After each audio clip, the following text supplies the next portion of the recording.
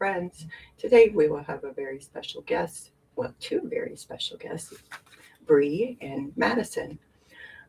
As a reminder before we begin, the guests on our live streams reflect a diverse set of values, morals, and ethics that may not reflect the values, morals, and ethics of the Misfit Amish. Coffee with Friends may also discuss trauma of all sorts to include all types of abuse. Viewers and listeners may find it unsettling and triggering. If this live stream causes you distress, please cease listening until you're able to listen again. You may also seek support from your trusted folks and qualified mental health professionals as needed. With that being said, I'd like to welcome Bri. Oh, I'm having troubles today. And Madison. Hi. How y'all doing? Good. How are you? Happy to be here. I don't know if I have enough coffee for this conversation, but I'm working on it. So, with that being said, would y'all like to give our listeners a brief introduction to both of you? Yeah, go ahead, Maddie, please. All right. Well, I'm Madison. I came from a Roman Catholic background. I'm one of 11 children. I'm the youngest girl. So, I had a different upbringing than some, probably not as strict as Mennonite, Amish, but definitely different dynamic. Yeah? Okay. Well, I'm really glad you're here. So what brought you here today? So Bri and I actually met at a Wilderness Way girls camp for troubled teens back in 2009. Wow. Well, I'm really glad you could make it. Thank you so much for being here. What about you, Bri? Yeah, so my name's Bri, and I was adopted into an Amish Mennonite family and community as a small child out of the prison system. And so my connect with Misfit here is obviously our mutual link, the Amish and Mennonites. And then my connection to Madison is the girls' camp, like she mentioned. So Yeah. And why are you here today? we're going to talk about Wilderness Way camp and our experience there, and also really anything else that comes up. Okay. Okay. So you said Amish Mennonite, and just for our listeners who haven't heard of this before, I That's a feel good like point. if you've been listening to this podcast for a while, you probably understand that there are a large variety of different types of Anabaptists, and there are Amish people. There are various types of Amish people under that umbrella, but then there's Mennonites, and there's various types of Mennonites, ranging all the way from plain Mennonites that drive horses and buggies to Mennonites that own colleges. So I mean, the Mennonites that own colleges, they're kind of evangelical and missionary and all this other stuff. They do humanitarian things sometimes, but I have some issues. With that being said, there are groups that started a little over 100 years ago, based out of Somerset. That's where it first started. This movement started, where people took cultural norms and theological beliefs from both Amish and Mennonites and created the ugly stepchild, the Amish Mennonites. Couldn't have said it better myself. Yeah. I just had. It's as bad as it sounds, honestly. It's as terrible as it sounds, y'all. And then it's like, okay, so on some things, when I talk about Amish people, Bri can relate to that if I'm not mistaken. But Correct, on yeah. other things, like she's like, what are you talking about? And we're like, oh yeah, like this is totally like the Amish people, the strictly Amish people. Yeah, that's what we do. Yeah, so in my experience with being Amish Mennonite, so Amish Beachy would probably be a more, I don't know if that would be a better term, but really, yeah, but really, truly, the church that I was raised in classified themselves as non-denominational. And so they called themselves Amish Mennonite. Yeah, right. That's a whole other, hilarious. And then typically the head of the home, like the dad or the pastors, were straight from the Amish, whether that was Old Order or New Order out of Lancaster. All of these families were based out of Lancaster. So basically, they left the Amish or were kicked out, excommunicated, whatever it looked like for each individual family, went to a local beachy church, decided they didn't like that because they were a part of like a BMA type of organization. And so they moved like 3 hours away, started their own thing, and yeah.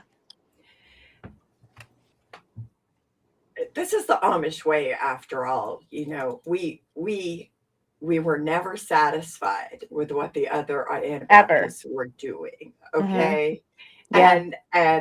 And we fight.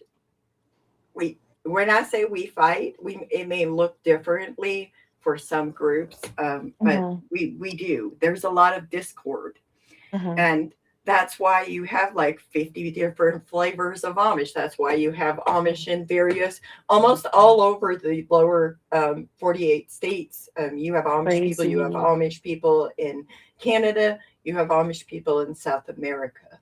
They're everywhere. Mennonites are more like global. We are global. Terrifying. Terrifying. Because then you have things like Christian Aid Ministries. Yeah. And Uriah Mast and all of Correct. this other stuff. So with that being said, so you were raised in this environment. Obviously, you're not a white woman, but you were raised in that environment. And I know everybody's going to want to know this. Like, first off, your hair. How did they treat your the hair? afro. So my adoptive mother would sit on me. My Amish Mennonite adoptive mother would full body sit on me while I was laid out on the floor, pulling a comb and a brush made for white individual, like, or straight people, like not straight people. Wow, like straight hair. People with straight hair. Wish I could talk. That's hilarious. Made for straight people. In the Amish and Mennonites, yes, it was made for them. So, anyways, she would tear it through my hair, and no detangler, no conditioner, just the dry hair, 4C curls. And that was honestly the start of a really horrible hair journey for me. I had to use literal tubs of gel, like the Eco Gel, on my hair to like flatten my hair into a bun to go under a veil that covered the majority of my hair and went down to my shoulders. I remember. So I wore that even at camp. I feel like towards the end of my stay at the girls' camp, like, because I had been gone from my family and my church and my community for so long, things had kind of eased up for me, wouldn't you say, from like a dressing standpoint, Madison? From what I remember, you always wore your head covering because of people at the camp. Yeah. Because they knew they knew where your background was from. Yeah. So, I mean, that was like, it wasn't like it was letting up. But I remember But I'm saying I started to wear like sweatpants underneath my skirts, like, because when I first got there, I wasn't even allowed to wear leggings underneath my skirt in the woods. Like no thermals or anything. Nothing. But I do remember our little trading post, like our little store that we got to get our hygiene products from. Yeah. Which is a whole other, that whole stupid. Anyway, they didn't have like any kind of ethnic hair care. And there were plenty of girls from ethnic backgrounds from, you in our group even, or just spread out into the other group that had, the need for proper hair care. And I remember your hair always being a source of contention when you wanted it to, and I remember the jars of gel. I do remember the jars of gel. I'm pretty sure. Like, I don't know if it was absolutely insane. Gel, but I remember them. And, you had to, it took you longer to do your hair than anybody else. It was frustrating for sure. You had to work with what you were given, which wasn't much. So you were penalized for having ethnic hair. 100% for the hair that grew out of my head. And then beyond that, it was also like a focal point, like a point of like comparison between me and my peers, like the other girls in the church. And they would literally mock my hair. And then they'd have hair past their asses because there was a rule in the church that you could never even trim your hair as a woman. So they had this long ass, some of the girls' hair would literally touch the floor. And then I had this. And so it was just not a good time. I'm only now like embracing my afro and being like, it is what it is. But yeah, definitely a lot of hair trauma. That's so fucked up. You were a kid. It's crazy. And they abuse you because you had hair that grew out of your head. And like Like they are the ones that brought every me into their community. That's the part for me. That's why I'm pushing for like political reform when it comes to Amish and Mennonites and their different subgroups being able to foster and adopt, because I'm like, they are not giving their social workers and the agencies that they're working with the actual picture of what goes on within these communities when it comes to the care of ethnic kids. And that's just the tip of the iceberg. Like lack of every resource imaginable that a child coming from the foster system or adoption system might need. well, I know we've talked about the Mennonite, and I do mean Mennonite institutional professor who entitled an article called Inviting Plain and Amish Families to Adopt, in the way she talks about race Hmm. and the way she talks about children in that article. Mm. What does it mean when they say they're inviting, like in a research article like that? Like, what is she trying to gain by doing that? That's wild. What would you say to her about that? I'm still processing that that's a real article as someone who's like lived that experience that she's trying to make so enticing to like the general public, right? From like a research standpoint, I'm like, that's very faulty. I think it's very harmful that that research is out there in the way that it is. And that's probably where I'd rest my case. I'd just be like, that's fucking bullshit. It's crazy. But really, it's harmful. Like beyond my reaction from an emotional standpoint, it's very damaging. Like what? Well, then it's it's inviting people to bring children into the community that they're ill-equipped to care for. Mm-hmm. And then it's Mm-hmm. expecting people who come from different ethnic backgrounds to comply and conform Mm-hmm. with the same conformity that people who were born into it Mm-hmm. are expected to conform. But it's impossible to accomplish that goalpost like the hair. I'm thinking about this, like I have like 5 cowlicks, okay? Okay. I have How'd that very, work for you? very, very well, I was a rebel. I never made a good Amish person. There's a Ever. reason. Look, my hair's purple. What do you want Okay. from me? I've There's always been bishops turning in their graves right now. I can't. I did it in honor of Jezebel. I feel like she inspired me. So That's funny. my story. I'm sticking to it. Don't whatever. But like you were set up for failure by being brought into the community. And 100%. even if like you wanted to set people up for success by having children being adopted or fostered by these communities, the first thing you would need to do is give them some cultural sensitivity training. And you Well, would one would need to think. give them education around providing appropriate care for children who are often traumatized. Like you can't Mhm. just go in there and throw these children in the wild and then expect them to thrive in an environment that was set up for failure. Come on now. That's what I'm saying. For real. What? Nail on, like, yeah, you nailed it, man. It's So crazy. I don't so even know what to say. how did you end up at Wilderness Way Girls Camp? I really want to talk about that. Do you want me to go first or Madison? I don't care. It's Go up ahead, to you. Madison. Which one went there first?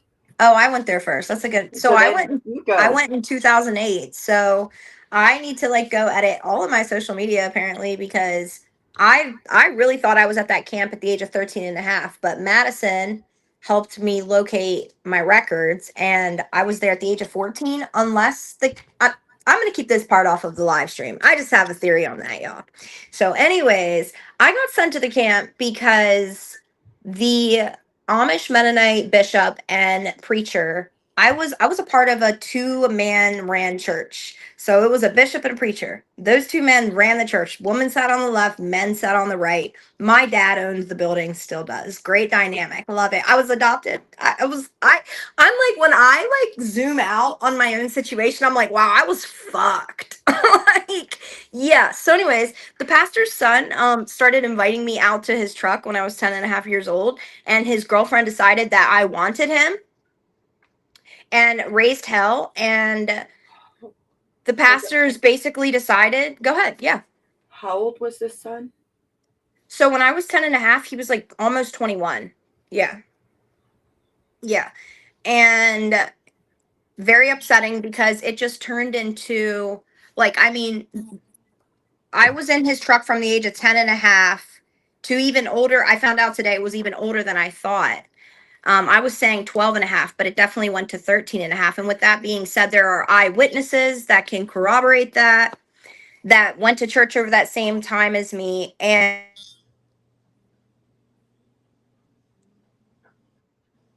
every Sunday and every Wednesday. Okay. You kind of cut out for a little bit. Can you just repeat the last part of your sentence? There were eyewitnesses was the last part I heard.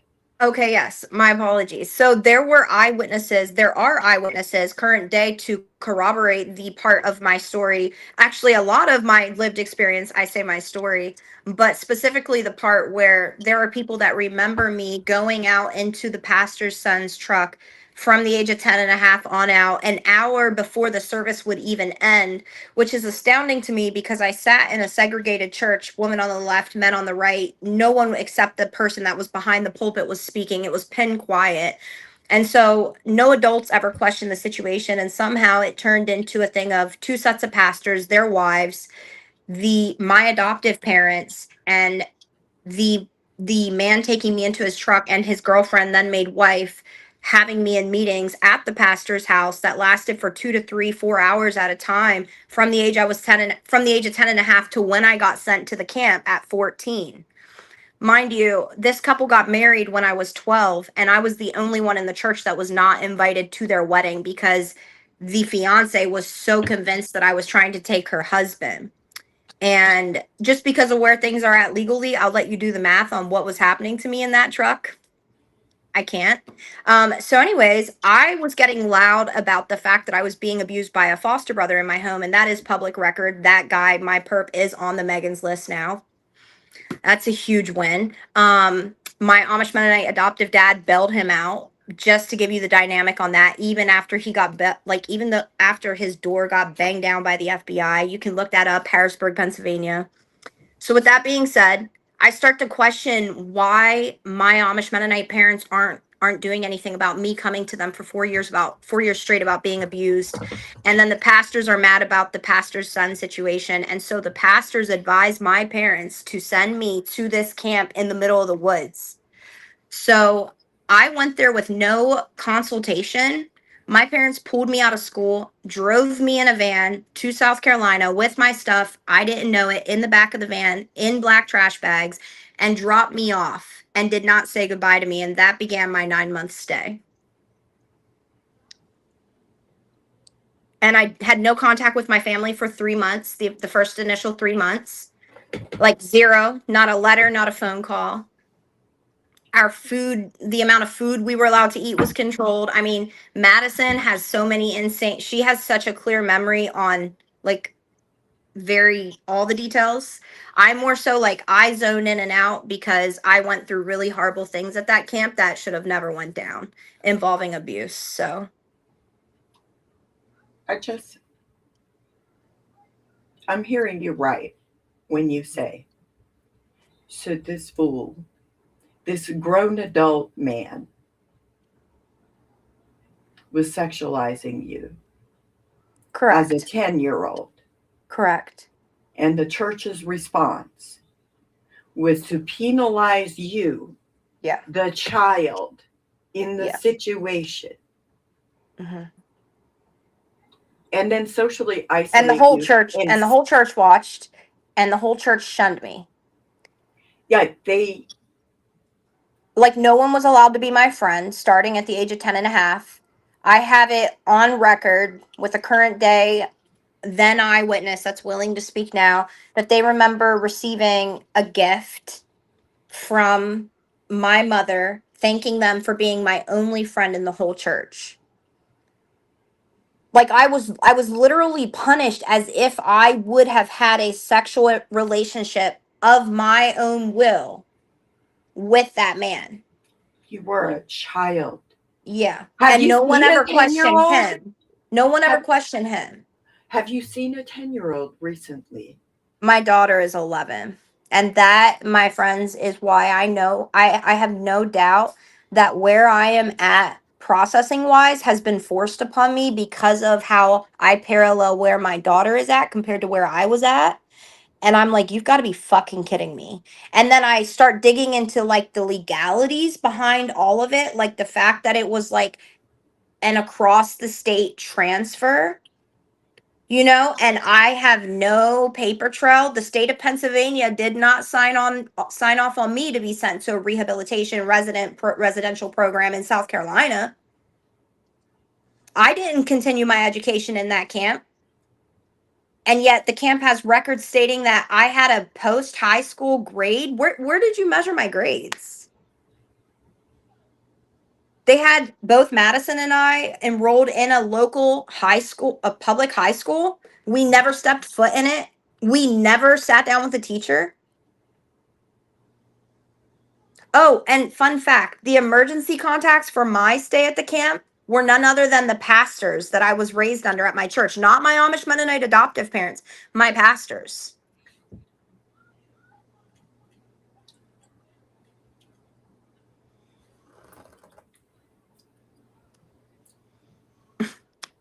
I mean, there's a lot to unpack there. A lot. When you start talking about the education and the isolation, so they didn't just shun you in the church; they also separated you from your family that you were adopted into. That was supposed to be such a good situation.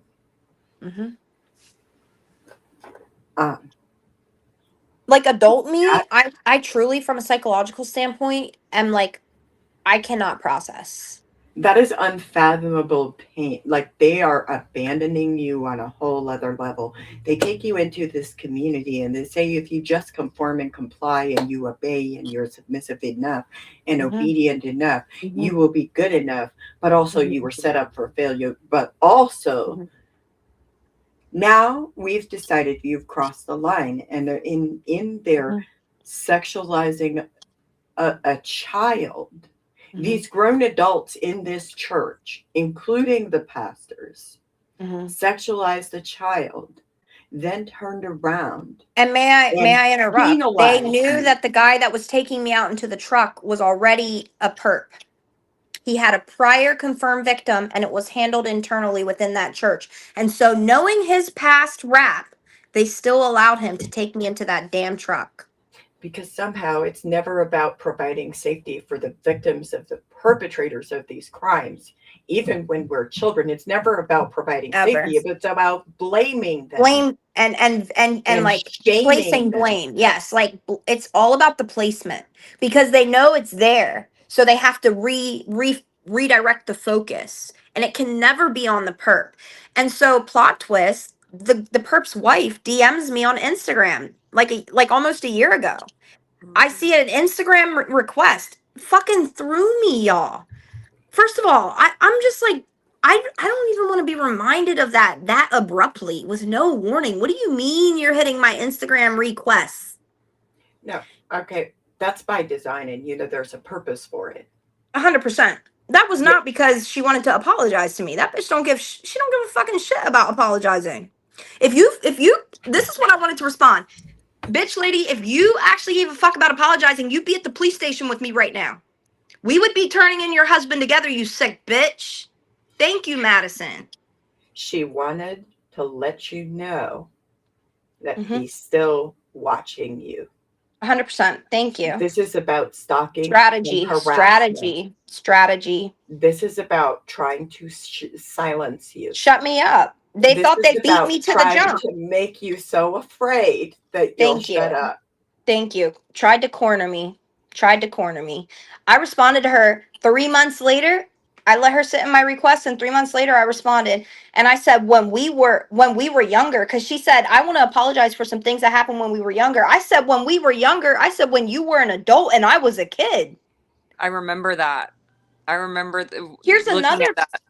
Thank you. And here's another plot twist. Not only was her fiance and then husband the pastor's son, this lady was hired, being paid actual money weekly for being our maid and babysitter. So she made my life a living hell at home. She arguably played a key part in turning my Amish Mennonite adoptive mother against me. She also ran my life into the ground at church. She has a donut company. I want free donuts for life. Don't even play with me. Cream filled. Bri.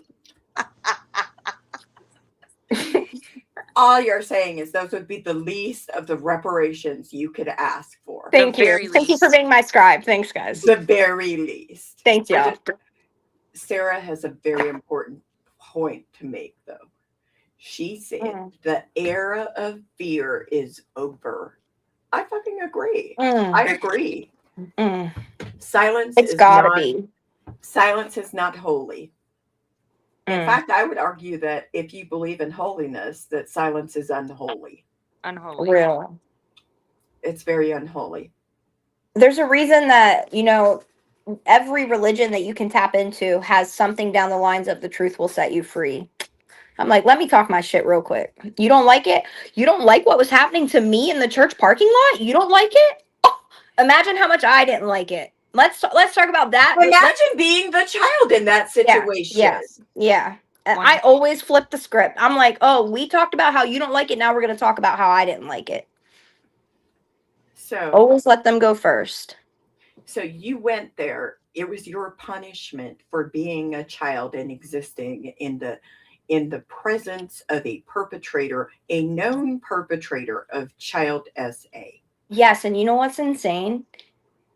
The church and my parents actually really were so smart about that. I have to give them that, because if I wouldn't have figured out the system that they sent me into, I would have been there till I aged out. I would have been there till I was 18 years old. And I was like a month and a half in, and I was like, oh, I am going to fake it till I make it and get the fuck out of here. And I graduated in 9 months, and no one could believe it. And I figured out that if I buddy up to the chiefs of our group, that it was the chief's report that held weight with the camp staff, with the directors. So those chiefs to this day, they have me on Facebook and everything. They fucking love me. Like, what? So I got out of there in 9 months, and the typical stay was like 18 months minimum. I can hated speak that to shit. that because they constantly used Bri as like the model camper. They didn't know. But What? they always used Bri as like, see, Bri did this, or Bri's on track to graduate before anybody else. Like, It was weird. Mirror Bri. And we're like, okay, but they definitely use you as the example. I just feel like the one time in your life, oh my God, all of a sudden you can go, yeah, you got it. Sometimes you are in survival mode, and you just got to make it out of that horrific place. And you just do what you got to do. You put your head down, and you put one foot in front of the other, and you take one breath at a time, and you make it through. You fake it till you make it. That's what it sounds like to me. With that being said, Madison, why were you sent to the wilderness camp for girls? Okay, well, so I'm from a big family, and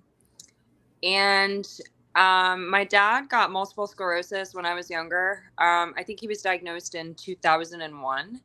And I'm a daddy's girl, and I took it really, really hard. But I also was in like a weird position in my family too. So I'm the youngest girl, and I'm the only girl that's sandwiched between boys. So I have 2 little brothers and then an older brother. And then all my sisters were, 3 or 4 years older than me or more. And so I kind of like didn't really fit in with the older sisters, and was always like my brother's fourth fourth player for sports or whatever. And so it was kind of, I never really found my way with them. But I started acting out. I started out in public school. We were homeschooled. And then when my dad got sick, we went back to, we went to public school, and then they transferred us into private school. I think I was in a bit of a culture shock from being like homeschooled and then going straight into public school, because I was raised in a very, very conservative family. I was sent to camp. I had just turned, I remember I toured, and that would be like my first meeting with Bri. We toured the camp, I want to say in February of 2009, because I just had behavior problems. And in hindsight, I'm looking back and I'm like, I don't think that they were outside of like a normal teenager fighting with their parents. The only issue is I was fighting with my siblings, like physically, and I was harming them. Like, my brothers and I were going at it. And so I ended up spending 3 days in juvie and getting put on probation. And it's so embarrassing to say it now, but I'm like, what was I even on probation for? It was literally for fighting my siblings. And like, I didn't harm any of them to the point where like they needed medical attention. But I had, might I add though, what I know about your story, I think that you come from a great family, but it was like the stressors that your mom and dad were under that had you and your siblings kind of like in a place of chaos. Like you and your siblings have had a lot going on from the jump. Well, so basically my siblings ended up starting, like the older siblings kind of had to raise the younger ones. That's what I'm talking about. And so when my dad got sick, my mom went back to school and then to work. And then my dad was the stay-at-home dad, but we were kind of like caretakers for him and each other. And that hit me really hard because I'm a daddy's girl through and through, but I used to have to, pick my dad up off the floor. Pre-camp, my dad, I think I was 5th or 6th grade. I was pulled out of school because my parents didn't like the way that they handled a conflict. This was in the public school system. They didn't like the way that they handled the conflict that happened at the school. I think I was learning curse words for the first time at conservative family, and I called somebody a bad name and she cried. So I got in trouble. And so my parents pulled me out of school. And so I was home with my dad, and my dad ended up having a TIA like episode on the toilet, which I had to help him onto because my dad is completely confined to a wheelchair. And it hit me hard because here I am 12 years old taking care of my dad. I don't really have anybody to turn to. I'm no longer in school. I was homeschooled. So I didn't have any, for 5th grade, I was homeschooled. So I didn't really have peers. I didn't have like a normal like social life. There were no sleepovers, nothing like that. And so it just hit me hard, and I progressively got worse. So I just didn't listen. Nobody could tell me anything. I was like, I'm going to do what I want to do. And so their solution, because I got to the point where like I didn't want to live at home, I, contemplated suicide, at 13, 14 years old. So my parents thought that the best thing to do was go to this wilderness camp. And we toured, and I would not get out of the car. Bri can tell you, I did not want to get out of the car. I witnessed it. Off put from the jump, like the woods. I didn't even go camping. Like camping was not on our itinerary ever as children. And I didn't want to be in the middle of the woods. Like I was like, what are we doing here? Like this is weird. And also, like, I remember you side-eyeing the entire group of girls, and I could just see that you were like, who the fuck are these weirdos? Like, I'm not coming here. Well, so for one, I never met a single Mennonite ever in my life. I live in the city. I'm in Columbia. Like I live in the city. Like, so I'm not like, there's no Mennonites here in the city. They live on the outskirts. That you know of. That I know of. Now I do from time to time, even now as an adult, I see them coming in. I see some people come in with their little hair coverings into the grocery stores and stuff, but I don't know them like down the road.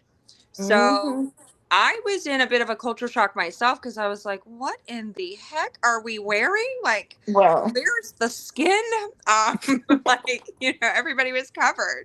And so we toured, and I did not want to get out of the car. I told my parents, y'all, y'all send me here, I will run away. Like, don't do this to me.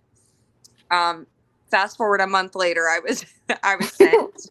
In the parking lot.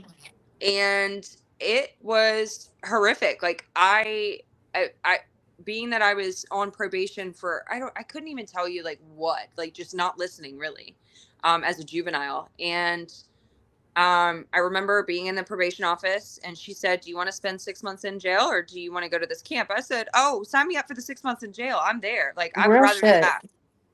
And at that point, I had already visited the camp, so I already knew what it was about. So I was like, 6 months in jail, me, please. And they elected the camp instead. Because that And I camp, got there. let's talk about the convincing powers, the persuasive powers. When I throw myself mentally back to my intake, I'm like, it's revolting how it's like a whole network of just con men being like, how can we get this So, Amish Mennonite couple to give us their adopted daughter for 9,000, whatever, 7,000, 9,000, whatever the amount was, a lot per month. so for me, I kept asking how long I would have to be there. And they There was never no would give me answer. a straight answer, Ever. ever. You They did would not just know when say, you're getting well, out of there. we have 6-week sessions. They Yep. would just keep saying Like that. We have check-ins. 6-week sessions. So I'm like, oh, so I just have to do one session and I'm done. And I want to say that a certain person said, well, it doesn't necessarily work like that, but I guess it could. And I'm like, okay. So I was going through like my intake documents today just because I'm like, I'm speaking to Bri, like I start recalling a lot of different things that were happening at that time. And I'm like, wait a minute, this says I was excited. I have resting bitch face. I know for a fact that is my face the entire time we were in this meeting. The more I know excited you that- are, the less of an expression we're going to see on your face, bitch. I Right. already know this about you. I'm crying. I'm like, what? Like, what? I was excited. Who's excited to be ripped away from their family? I loved them. I just didn't like putting up with them. Like, we were raising each other and it sucked. Yeah. I didn't like my home life. And, you know, it's maddening thinking about it now that like that was your only option. That wasn't mine. I chose jail. And I was there for 2 years and I witnessed a lot of different things that I would have never. And my relationship with the Mennonite community is that they made it known that they felt like their religion was the superior religion. In my experience at the camp, it was they were trying to convert. They were trying to convert you. Yeah. They tried to make me conform. Like, they basically said that like if I wore the clothes that I was wearing, like a t-shirt and jeans, that I was unholy, or I was, that they just tried to make it seem like as I was a horrible person and I was condemned to hell regardless. And that wasn't even a Mennonite camp. There were just Mennonite. It was a Christian camp, but there were a lot of Mennonite workers and volunteers, staff. The Mennonites were the ones who ran it. I mean, with the exception of like, the people on the board and stuff, but like the counselors and the people that we had direct interactions with were Mennonite. 100%. That we lived with every day, like our group counselors were Mennonite. And so it was kind of, they just tried to like change who I was. And I did not like that one bit. And I let them know every chance I got. No, like truly leaving. I ran away from home in order to leave after 2 years because I just couldn't do it anymore. Like, it was just dreadful. Because the things that I experienced at the camp were I don't think that I would have had the exposure to certain things had I not gone to camp. And I don't necessarily think that is a good thing. Like, I didn't need to be exposed to certain things because coming from such a conservative family, like camper on camper sexual relations, literally. That was the normal. That's what we dealt with at nighttime once the lights were off. Yeah. And, or like just talking about sexual experiences was like the norm. And I was belittled for not having had any sexual experiences at 15. And I'm like, well, I feel like there's just more to life because that's how I was raised. But I was condemned for that by like my peers. And then I was condemned for being Catholic, like being there. And I have my own qualms with the Catholic Church. I don't need anybody else to tell me what their qualms are because Mhm. you're not Catholic. Like, yeah, I get it. I get your frustration, but they tried to like berate me for just being like from what I came from. And I'm like, I thought this was supposed to be therapeutic and helpful. Where's the helpful and therapeutic part?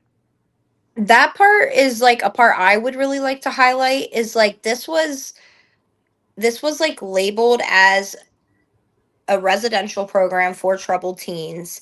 Actually, they have kids as young as 9 years old. This is on their website that go through that program, which is absolutely insane to me for I know feel of obvious I reasons. know of 8-year-olds, so I mean they've had them younger. I feel like. Yeah.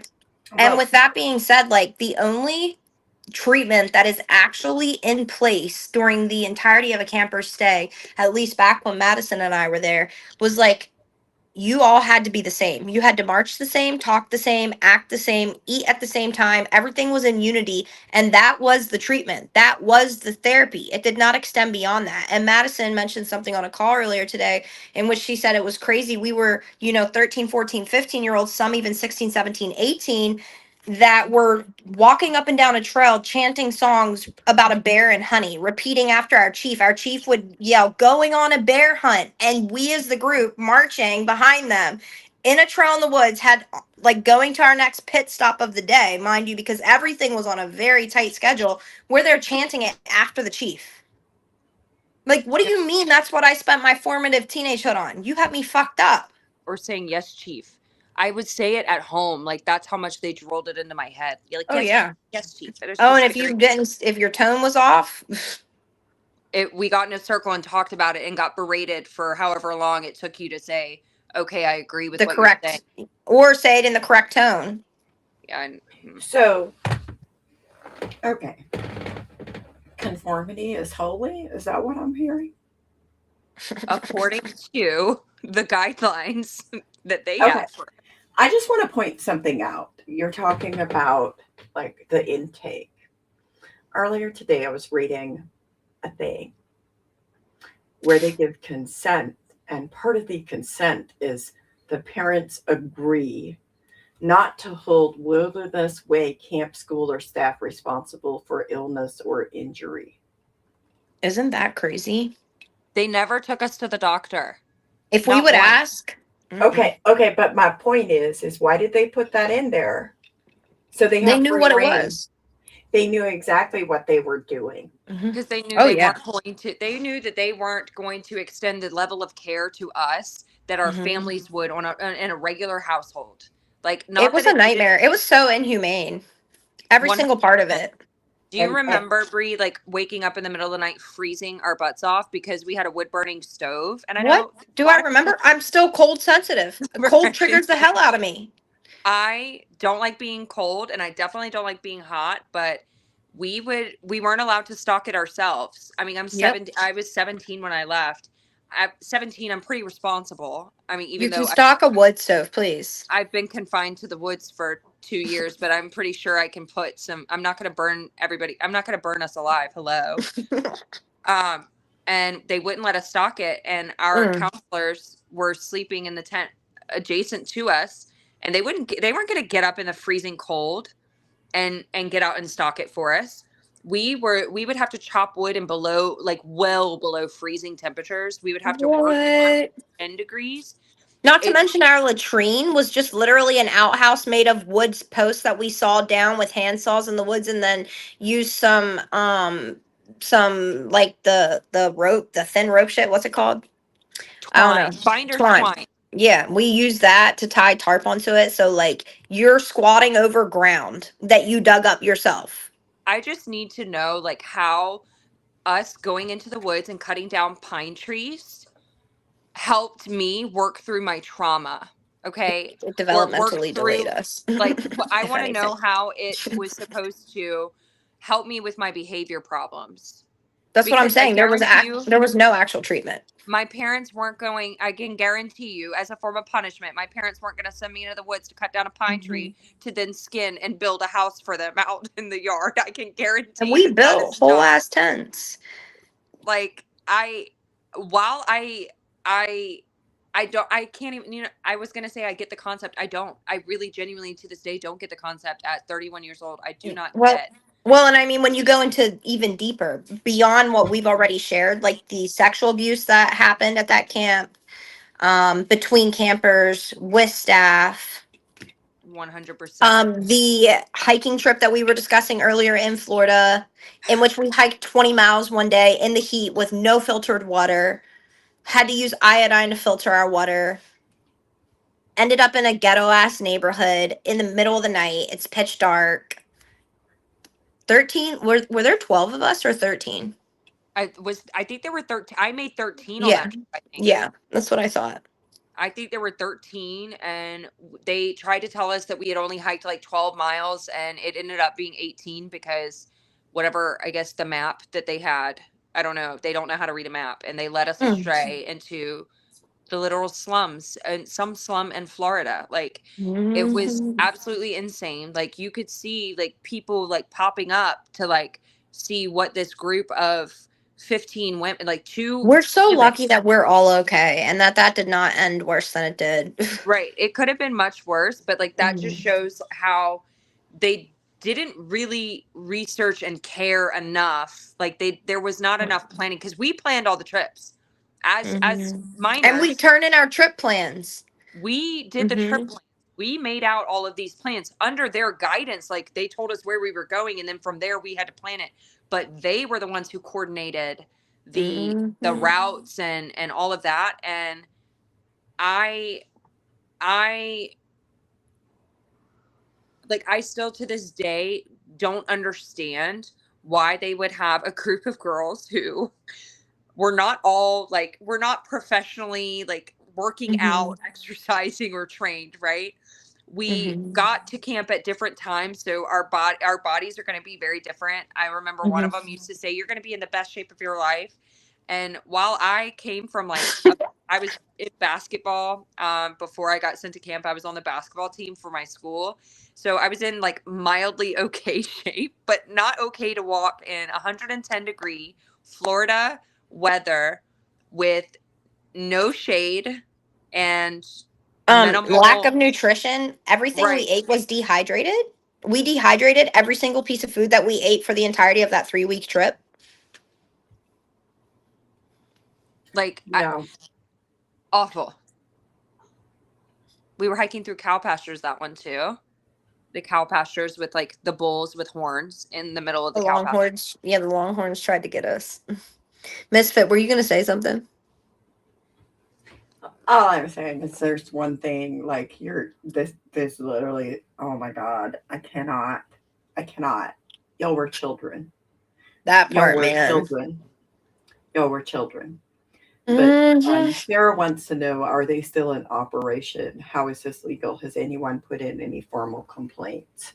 They're operating more than ever because y'all, I just spoke to the executive director yesterday on a phone call in which he informed me after I shared with him that just being dropped off at the camp with no inkling that that was going to be where I was going to be staying for X amount of time was very traumatic for me. He didn't even blink before he said, "Well, we of course would remember that very differently." That's cute. That's so cute. I love that. Just being told that at the age of almost 32 itched a part of my brain that did not need itching. Yeah. Okay. Yeah. What about there? Did you read the emergency safety intervention notification? They need to update that. Hopefully they have updated that because wow. I read every single bit of my record and I'm stunned. Mind bent. What do you have it saying? Well, Wilderness Way Camp School enrolls youth who have a history of acting out their feelings, have difficulty controlling their impulses, and generally find it difficult to think before acting. The way it's so control based is too much. Mm. Hmm. Then they say, I feel like this is so telling. To me, this is so telling. This says volumes. Mm-hmm. Wilderness Way Camp School endeavors to provide an atmosphere and environment where youth can act out her problems and receive assistance in substituting more positive behavior. When you start talking about children who have experienced trauma, developmental trauma, Mm-hmm. the solution is not to subject them to Mm-hmm. punitive punishment Mm-hmm. because they're experiencing the consequences of trauma and because they don't have an outlet. You have to provide them with an outlet that is a healthy outlet. I know somebody who is a survivor of developmental trauma, and what this child did as a child was engage in creative outlets with the support of a trauma therapist. And all I can say is I've never even thought about this child, like ever. Like when this child has like um, maybe an emotional response to something, it's not my response to like that has never been to be like, oh, I need to beat you or I need to send you to a wilderness camp. It's never been like that's not the response that is going to foster a healthy connection with children. Like that's not how you what you do. No, Instead, it's insane. It's insane you how. you have to provide safety for those children. And when you provide safety and when you wait for them to manage their emotions, and then you can come back and have an actual conversation about it, but you're also providing the support and resources that they need to manage their own life. Mm-hmm. You see them as human beings, and then you foster a healthy connection with that child.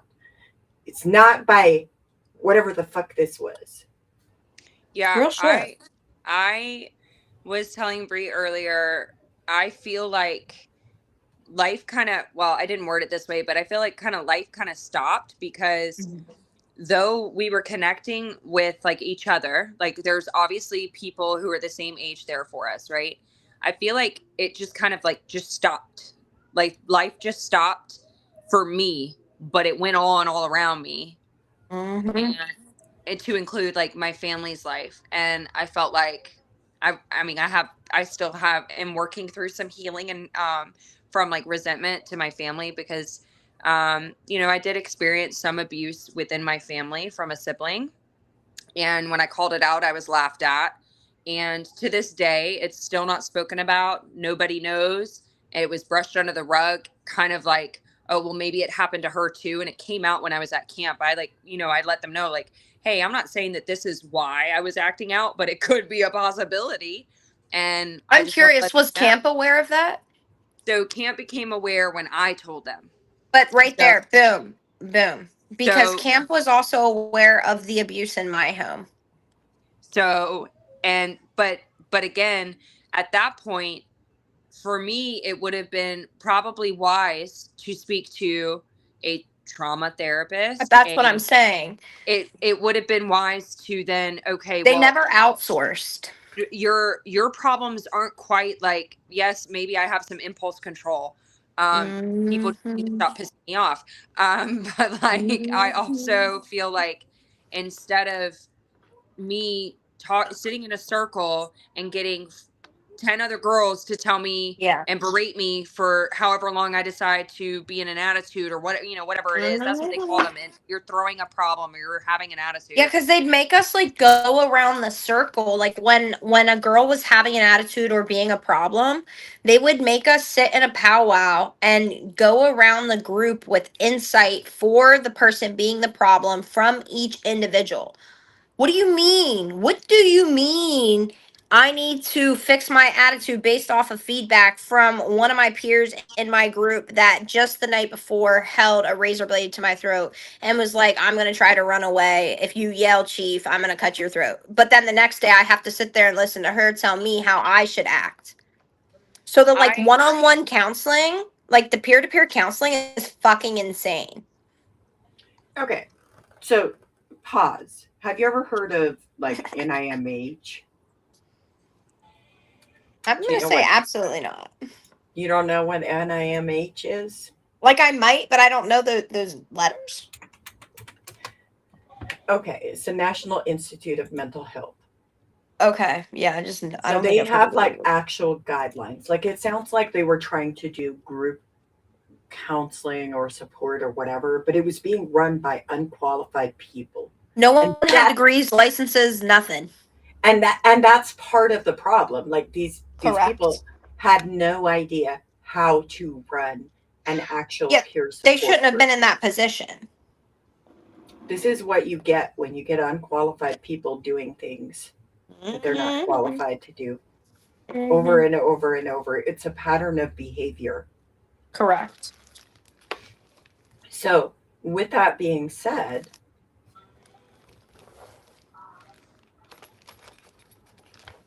when you have these people who are doing this, where is their trauma informed awareness? Because where is the awareness? Because when you have developmental trauma, it literally can cause changes in the brain. Madison was literally talking about that earlier. It's so funny. So where is the trauma informed care for these girls? that No, are they were at there this to get camp? their bread, get their money, and bounce. And then the fucked up part is, can we talk about how the Chiefs were volunteers? Wait, what? The So Chiefs were there on a donation basis or some shit. I know they got They paid, got but they got a stipend. They did not some get kind paid of like normal people. correct. It was Yeah. not. It was not. From what I recall, because they always went. We didn't. We wanted to be here. We chose to be here. We always heard that. Like No, they were there as missionaries. correct. They had ministry backgrounds, not Mm-hmm. behavior therapy or any kind Correct. of like psychology background. No, like these people really should have not. Like, what do you mean you want this chief to put me in a headlock for my behavioral issues? And she just came from the Mennonites. You and me fucked up. Okay, I have a question. If they had ministry background, what was their education level? That's Some what of I'm them, saying. some of them were fresh out of were like high school. They had to be 21 to Two be a of them had a counselor. college degree that I remember. But not all of them were required to have a college degree. Okay, so what was their college degree No, in? you didn't even have to have a high school degree to be a chief, Madison, when I was there. So when I was, they had to at least be 21 though, and some of Yeah, them did. but I'm saying the age requirement was really the only thing that they stood on. Yeah, I know that the ones that so one of the ones that we had that or two of the ones that we had that overlapped. One of them did not have a degree. One of them did, and then Yes. after you left, the two of them that I had did in fact have college degrees, but they weren't in anything related to working with children or working through trauma, behavior issues, any kind of nothing like that. Yeah, no Gotcha. one had anywhere near what they needed to have to be doing what they were doing. Okay. So we do have to wrap this podcast up. But before we go, like what would you say to anybody that might be experiencing or have experienced some of the things that y'all experienced? Go ahead, Madison. I would say don't shy away from speaking up about it, because that allows for more of it to keep happening, as opposed to being able to stop it in its tracks. And I would never encourage anyone to send their kid to a wilderness camp, and definitely not the one I went to. Thank you. Yeah, Very honestly. good. What about Yeah. you, Bri? I don't feel like I can add much more to that other than if you're a parent and you're listening to this, or if you're in any form of like law enforcement and government position, like definitely take a double look at any type of camp like this and make sure that they're crossing their T's and dotting their I's when it comes to like the legalities behind the process of putting your kid into that type of environment. Because, like, I don't want anyone to think that I'm overgeneralizing here and saying that all institutions or residential programs are negative, whatever. But, like, definitely do your due diligence, because I would say that this is preventable at best. Thank you for that. I would like to add to that and just say, if you have experienced anything similar, just know that you're not alone. Correct. Silence is unholy, Mm. and we don't do that here. I'd like to thank Bri and Madison. Thank you so much. If y'all ever want to come back, you're more than welcome. We can continue this conversation. But thank you to Absolutely. everybody for listening and engaging with this content. As always, you can like, share, comment, and subscribe. Thank you to our Patreon subscribers. This episode is brought to you by the Misfit Amish and our Patreon supporters. And the art used in this production is by MB and BJK. Until next time, live your best life.